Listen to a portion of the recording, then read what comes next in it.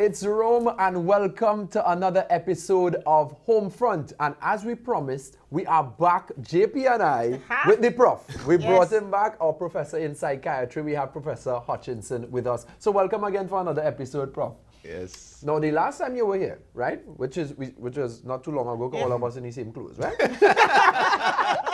is we were discussing the topic about the vaccine hesitancy and all of that. Right. And you know I love my theories, right? Yes. So here's this theory.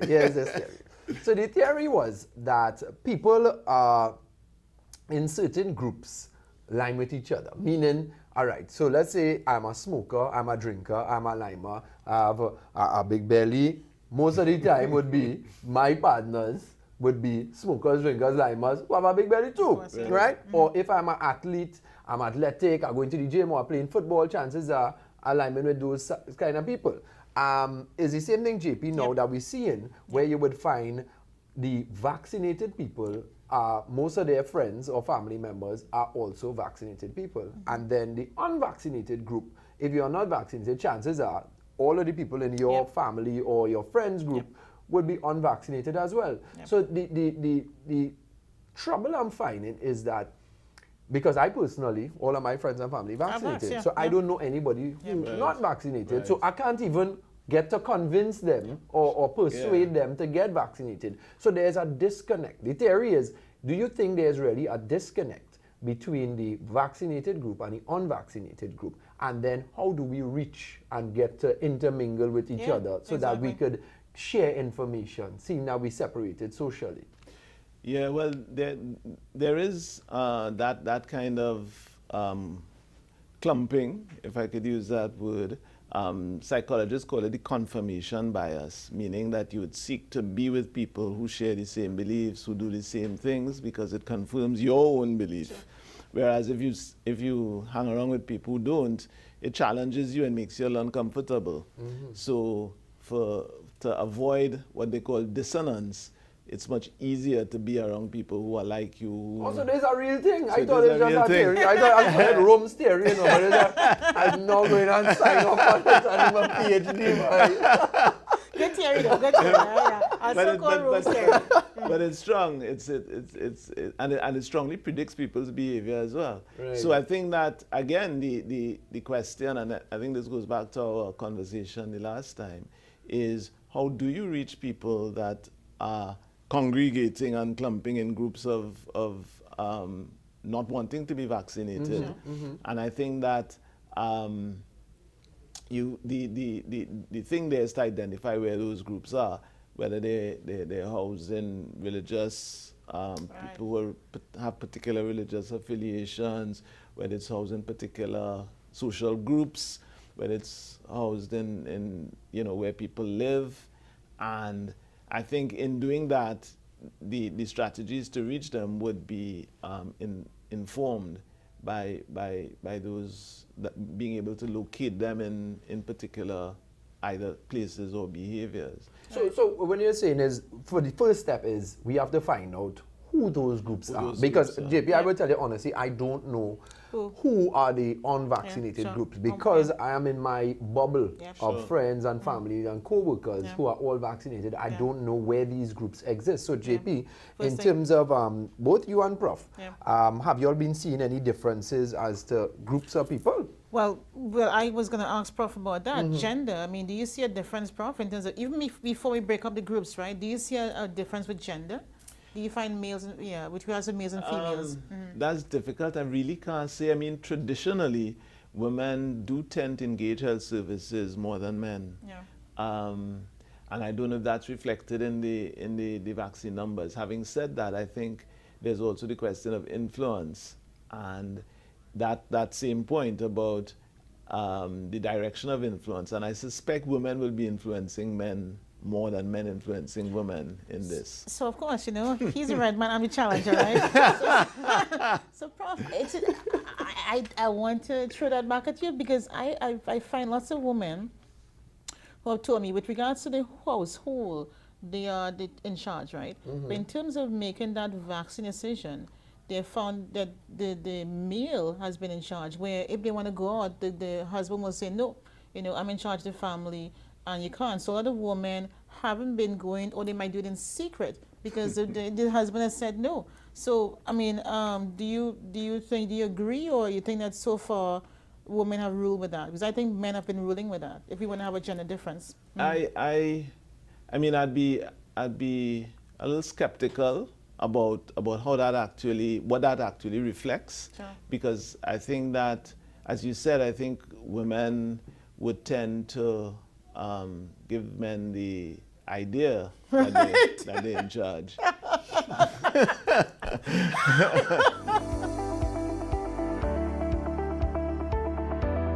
Hello, Dr. Janine St. Bernard here, County Medical Officer of Health for County Caroni. Anyone who can take the COVID-19 vaccine should take the vaccine.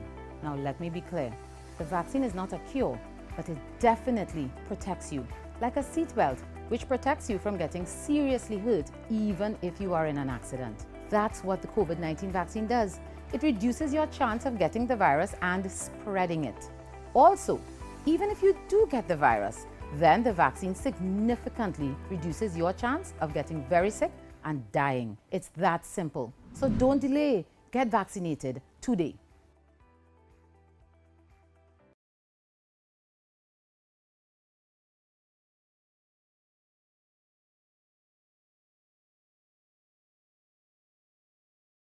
actually, that's true. That's true. That's true. Yes. And as yes, you say, yes. they would go out in secret, or And they all would, they do, all they say, they would find Wait, ways. that's true. I can't say They it. would find ways to get around it. Right. You know. So so I think that, and I think for a lot of things in this society, I think reaching women first is always a good idea, because I think if women, I mean, they have a lot of power, not just in terms of the influence on the men in their lives, but also in terms of, you know, young children and mindsets generally. Yeah. So I feel that certainly would be one group that we could reach out to. What about let's say an economic difference? Do you think there would be a difference between the rich and the poor? Well, I think there probably is. I mean, I think when you look at the vaccination rate, certainly, I mean, even with education, the other thing about the private schools and the prestige schools versus the, I think in one, you know, non-prestige school, they said the rate was like 3%. Yeah. You know, compared to about 70%. And if we in be prestige. real here, 90%, right? On 90%. home front, you know, we always be real. Is that I have friends who would have told me, boy, they went to, and they would have been living Westmorelands and some of the more, as you would say, in Trinidad, about big shot areas, Yes. right?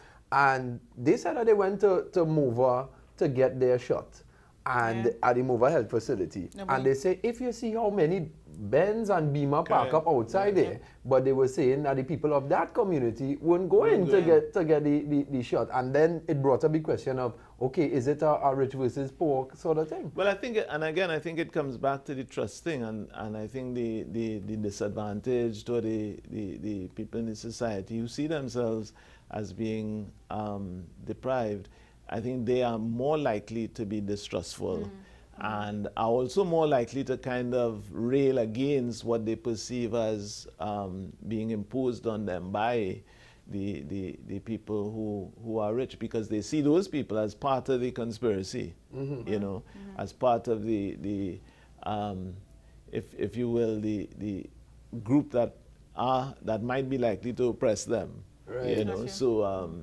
and certainly I think that was an observation that many people made, that people from these, as you call them, big shot areas, were in all kinds of health centers, visiting places they never went to before, just to get a vaccine, you know. So I think, and I think there's also a parallel with education, which is unfortunate, because I think that just like with that prestige school, non-prestige school thing, that it kind of reinforces not just education, but opportunity and that same network thing you talked about. So if you go to a prestige school, you're likely to be around a particular group. So it's going to influence how you behave. So I think it's certainly something that we, like I said before, we can't look at it as one size fitting all, and we have to adapt the strategy to the group that we're trying to reach. And I think for the people in those areas, it's not just about vaccines, it's about, you know, all the services that they feel that they're being deprived of or not being able to access. You know, so again, it has to be holistic too. Gotcha. JP, what about the healthcare workers? Well, Prof, yeah, so as a healthcare worker, see with my little scrubs and stuff, Yes. I find it's interesting because Rome, we have had 90% or more doctors, but less so with nurses, that's less than 50%, and also like for instance, the laboratory technicians and the medical record staff, less so. So what do you think about that, Prof? It's the same hierarchy, it's the same kind of Right. the same kind of hierarchical organization that the people at the top of the tree Right. are more willing to engage the system, and the people who are below them on the tree are less likely to do that. And again, The same trust factor. yes, paradoxically, in seeing the people at the top of the tree do it, it reinforces their desire not to do it. You know, so it's I think it's and again, I think they have some valid difficulties with the system, and again, that perception that the people, you know, the managerial class, the doctors with regard to the health system are more favored. They, you know, they have more privilege. So, But what can we do though in terms of, because the fact is that, you know, at the end of the day, I really don't want to have persons die. That's my bottom line. That's why I'm here with the Red Man, with you, just to make sure we talk to the public and give them the information. As you mentioned, Prof, about, you know, having a softer approach, but I want to make sure I give the public clear, trustworthy information. So my question to you is that, what do we do with those nurses and those other healthcare workers? How can we persuade them? Well, before you answer that, Prof, and before he goes to that, JP, Right. we want to head to our mindfulness moment. Well, let's relax before. Yeah, you have to relax because I want to hear that answer. So all you don't go and play it. We want you to relax. Breathe in the positivity, breathe out the negativity. We head to our mindfulness moment.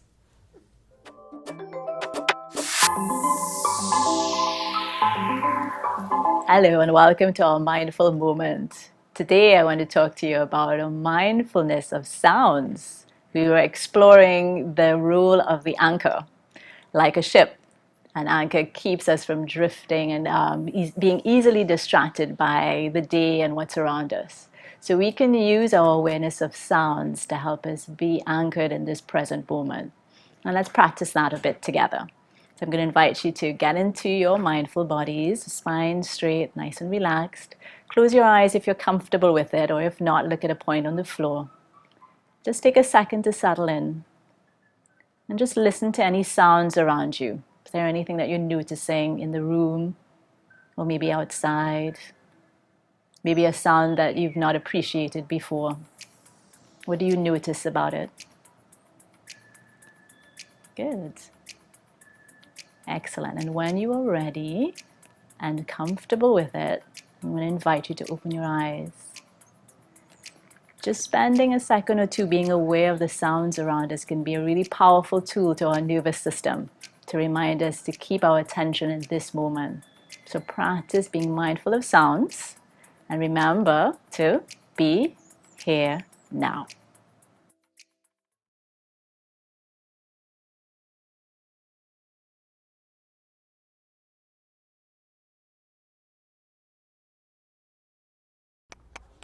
It's Rome, and we are here. We're chilling with the boys. We're living with the kids. We're doing this all for the PED CARES Foundation. So we need you at home watching us to go donate, donate, donate. Head over to the pedcares.org and send that donation, whether it's via credit card, direct transfer, because we want to make sure that the kids of our pediatric emergency department get the best possible care that they can get, because we need to take care of the next generation. The future lies with the kids. You all ready? On three, we go and say yay. 1, 2, 3. Yay! The PED CARES Foundation.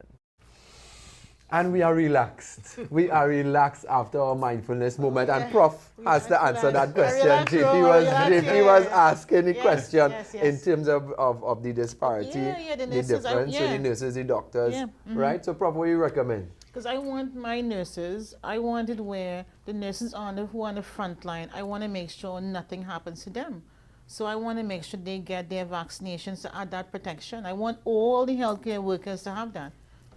You see, before you answer that too, Prof, and it also kind of makes it difficult for the average person to go get their vaccine, JP. Yeah. If you go into a hospital where the nurse who going to give you the vaccine not even vaccinated. So what do you advise? Yeah.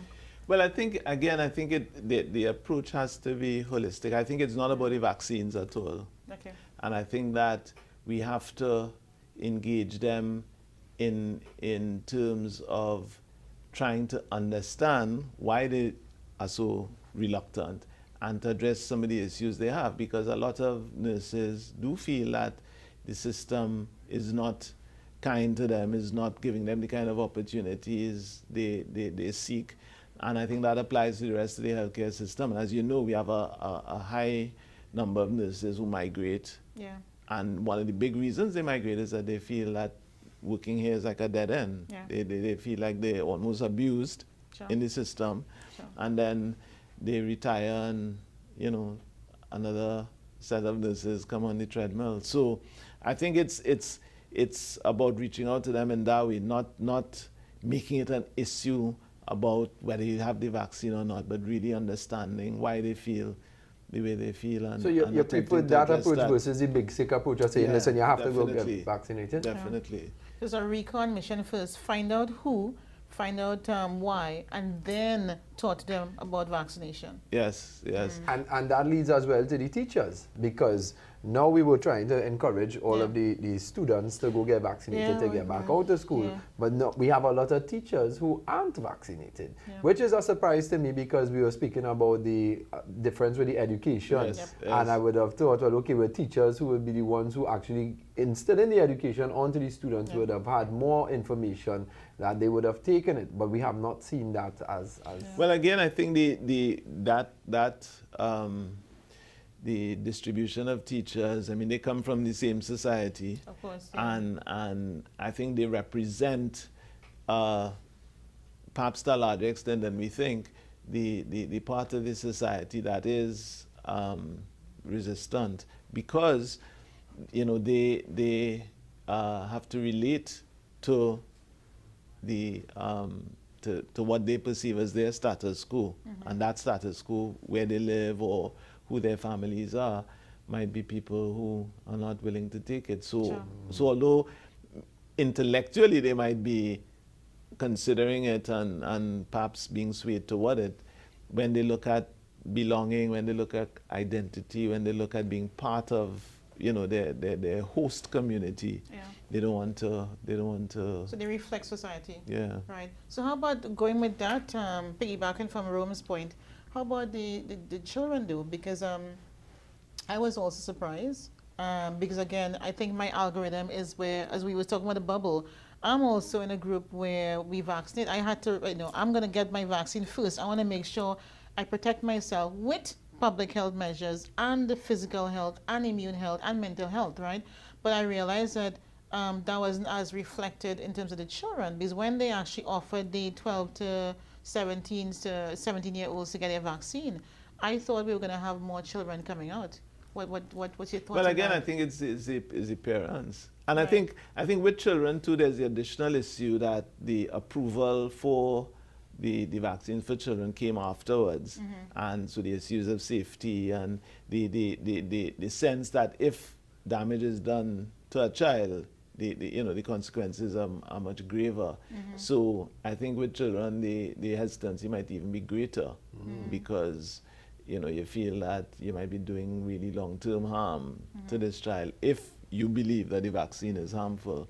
So I think, and I do think we've, again, in general, we did a good job of kind of persuading people about the safety for children. I think there's still question marks about it. So, to Prof, them, before we go and before we wrap up, in terms of, we spoke about the different groups. We spoke in this episode about the hesitancy, and JP is facing a challenge in terms of the healthcare workers, convincing them to go and get vaccinated, that sort of thing. So what advice would you have in terms of an approach, specifically for JP, in terms of the health, in terms of the health sector? For me. Because, as you said, 90% of the doctors have taken it, but not so much the nurses and the clerical staff and that sort of thing. So what advice would you give? So generally, just health sector So generally. I think it's three things. I think it's about information, as you said, but information given in a non-coercive way. I think it's about patience. So it's not about pushing and insisting. I think it's about, working together and really trying to be gentle. And I think it's about managing the risk. In other words, it's not so much about life and death. It's not so much about me versus you. It's just about managing risk. And I think if we're able to convince them that when you weigh the risks, the vaccine is the better option, I think that is likely to be more persuasive. So can I tell the population, Room and Prof, if you all can, listen to the red man, if you weigh the risk, red man, I think that... do the risk assessment. Do the risk assessment.